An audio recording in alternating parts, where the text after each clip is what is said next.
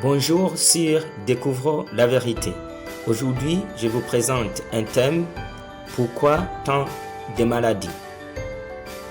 Partout où nous regardons, nous ne voyons que vices, corruption, maladie et infirmité. La Bible nous donne déjà la réponse. Ce qui arriva du temps de Noé arrivera de même à l'avènement du Fils de l'homme. Car dans les jours qui précédèrent le déluge, les hommes mangeaient et buvaient, se mariaient et mariaient leurs enfants jusqu'au jour où Noé entra dans l'arche.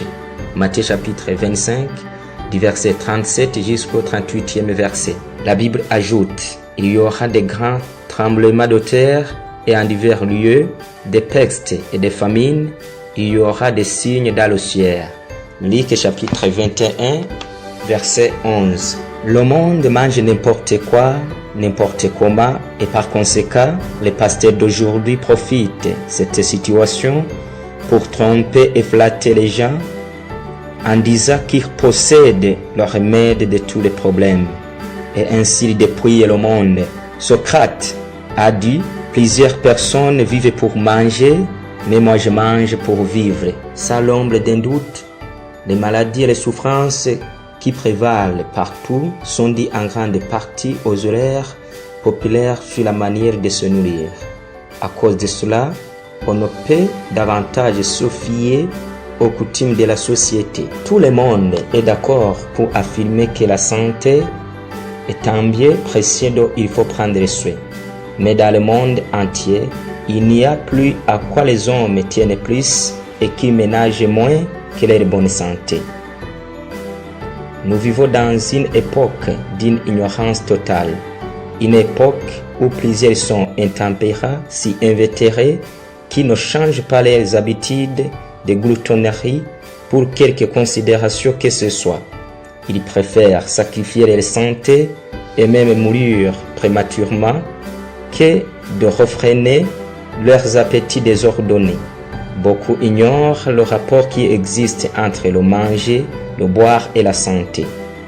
C'est la raison pour laquelle nous proposons aux bien portants et aux malades un nouveau style de vie plus sain permettant de prévenir les maladies, parce que le secret d'une vie saine se cache dans une alimentation corrigée et équilibrée.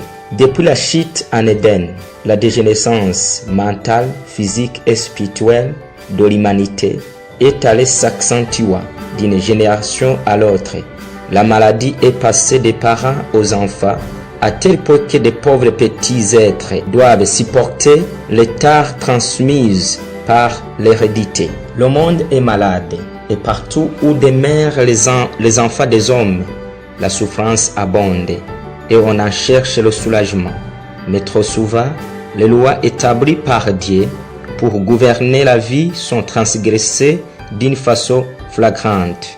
Le péché pénètre dans le cœur, et l'homme oublie qu'il dépend de Dieu, la source de vie et de santé. Alors s'ensuivent les conséquences de la transgression: douleur, maladie et mort. La santé ne réside pas d'un pur hasard. Dans tous les cas, c'est le produit du respect ou de l'adhésion aux lois qui conditionnent la santé et le bonheur humain. C'est la conséquence des décisions que nous incorporons à notre manière quotidienne de vivre, liées à certains facteurs amplement reconnus comme conditionnant une vie plus longue et plus salubre.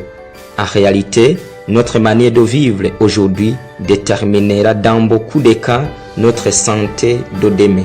Ce qui est déplorable, le monde est rempli d'intellectuels détenteurs de diplômes, de riches bien en vie qui ne comprennent pas comment mener une vie saine et naturelle, encore moins comment avoir une meilleure vie exemptée des maux qui prévalent partout suite de l'ignorance. Pourquoi l'état sanitaire du monde est-il si désastreux malgré les prières, les progrès des sciences médicales et malgré les nombreuses mesures d'hygiène? Pourquoi voyons-nous s'augmenter les maladies de générescence, cancer, rhumatisme, goutte, paralysie, accident vasculaire cérébral, AVC, sclérose, maladie cardiovasculaire, diabète, cirrhose du foie, insuffisance cardiaque, perte de mémoire, perte d'acuité visuelle, constipation, hernie, surtout inguinale, malformation congénitale, irritabilité, nervosité, amnésie, épilepsie, obésité et ainsi de suite. Pourquoi tant de souffrances? C'est parce que les hommes se sont écartés des lois naturelles et morales que Dieu avait données pour assurer leur existence. On considère trop souvent les lois qui nous régissent comme des barrières, des limites à l'épanouissement. À ceux qui souffrent, qui se sentent faibles, malades, esclaves de leurs passions, de leur goût, de leur appétit perverti, nous dirons que Dieu veut apprendre comment retrouver, conserver et améliorer leur santé. C'est alors notre devoir de reconnaître humblement les erreurs, les fautes, les mauvaises habitudes que nous commettons par imitation, par tradition et par ignorance quant à la façon de nous nourrir, de nous vêtir, de nous soigner, quant à notre manière de vivre en général.